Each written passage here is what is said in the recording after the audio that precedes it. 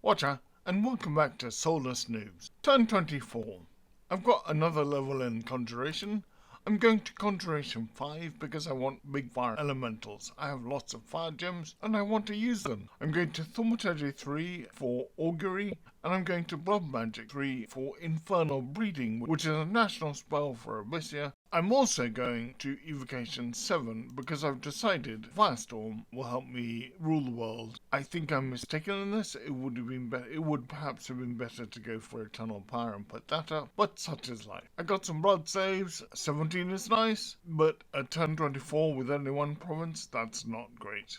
My luck events. I gained a Carmine Cleaver. That is excellent. I shall equip that right away. And I got an extra load of population. Also good, because that means more income. I finished the Palisades and kill some brigands. The Palisades is in this territory, the forest, and will allow me to protect a lab that I'm going to put there to recruit nature mages and start nature searching. I'm also building a lab in this wasteland here, because I want to add a temple and start recruiting Bone Tribe Shamans, which will give me air, which I don't have, and earth, which I do sometimes.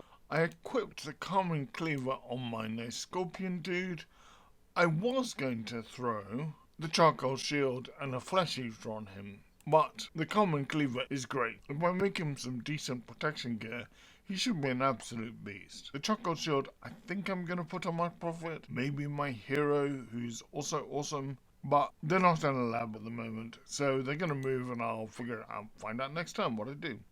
Anyway, I've got a Charcoal Shield which I forged, which is great. I'm just moving stuff around. I'm trying to get some more blood hunting going, reduce unrest, and get more money, because as you can see, I don't have very much.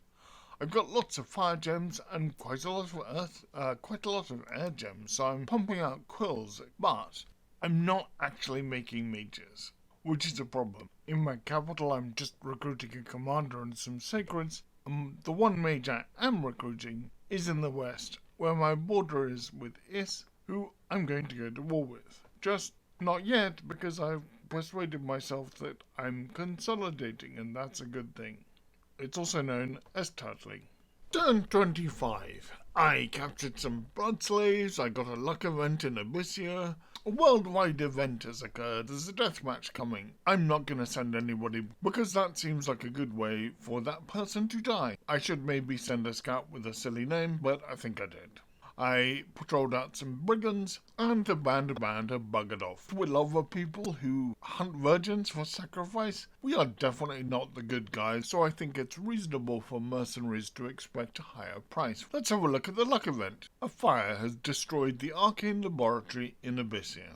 You fucking idiots. My stupid bloody mages have burnt down the lab, so my cap only... I cannot describe how irritated I am. My mages are sat with their thumbs up their asses. As a consequence, I can't recruit a mage in my capital. Instead, I'm recruiting another commander to shuffle people around. In fact, I'm recruiting no mages this turn, which is shockingly bad.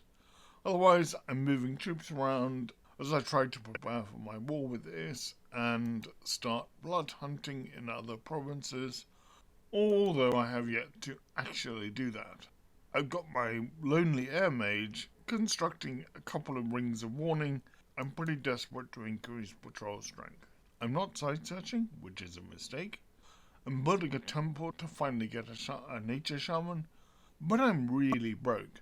I keep testing assassinations on the Seath Berenda troll and not succeeding. I should perhaps have tried another strategy, marching into that province and smacking them in the face with maces while lighting them on fire. But I didn't. Maybe I'll have better luck next turn. Turn 26. We received some earth gems from Calum. I sent him some astral pearls last turn that will allow me to forge more expensive gear. I finished getting conjuration and then decided that I wanted construction level 6. To make more boosters, I suppose? I'm not sure. Then I'm getting all 4. My research priorities were not great. I did actually do some site searching. I didn't find any sites, but there we go. 5 blood slaves, that's not enough. There were some battles. We might look at them in a minute. A couple of unexpected events. I lost 364 gold. I gained 234 gold, so that's a net loss of 130 gold. Bollocks. There are some arena battles, and my hero's charcoal shield disappeared in a puff of smoke. What the actual fuck? Remember, this is the charcoal shield I forged. It wasn't an arena award. It's a bloody expensive item I made, and mine just disappeared. We're using Balanced Arena, and this is a bug. The mod should not steal shit I have made. I'm pretty salty about this. I've patrolled out some brigands, so whoop-de-doo. Let's have a look at the battles. In smacked some PD from Pythium, and Calum did the same to us. Well, we're not going to bother to look at any of those battles. Let's have a look at the arena ones instead. I feel a bit bad, incidentally, that Ind is now attacking Pythium, since I encouraged Pythium to get into this ward so that I wouldn't be fighting alone, and then I made peace with Ind. But that's the way the cookie crumbles. Anyway, let's have a look at the arena battles. Omor sent a naked sensor.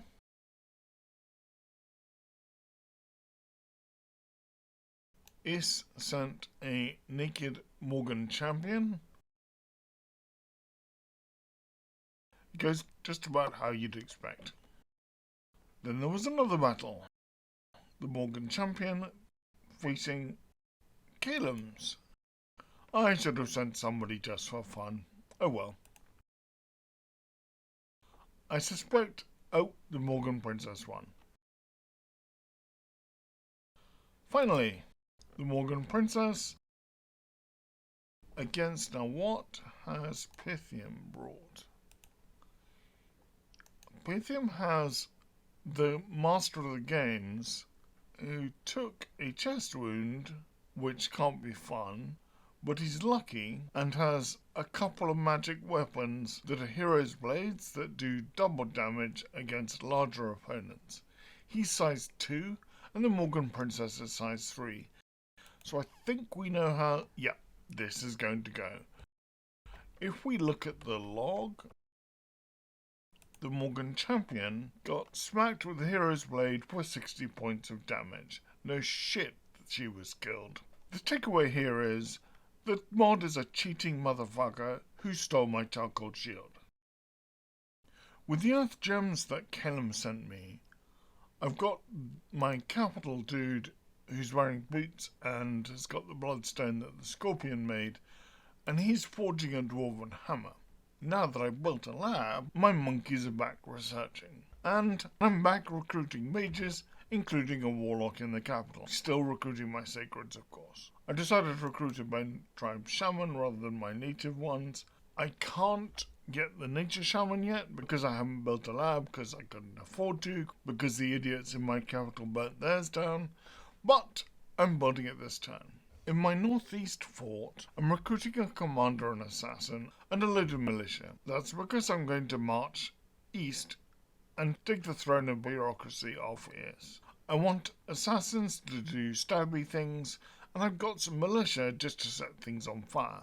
You'll notice I'm also recruiting a bunch of cavemen. They're not brilliant, but they do have fire resistance, so it's going to be harder for me to screw up and light them on fire. But the big thing I'm recruiting them for is their siege strength of nearly 3. I should be able to use them to help knock down the walls rather faster than one would expect.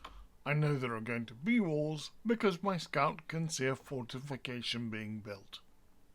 That's all for now. Thanks for watching. Cheerio.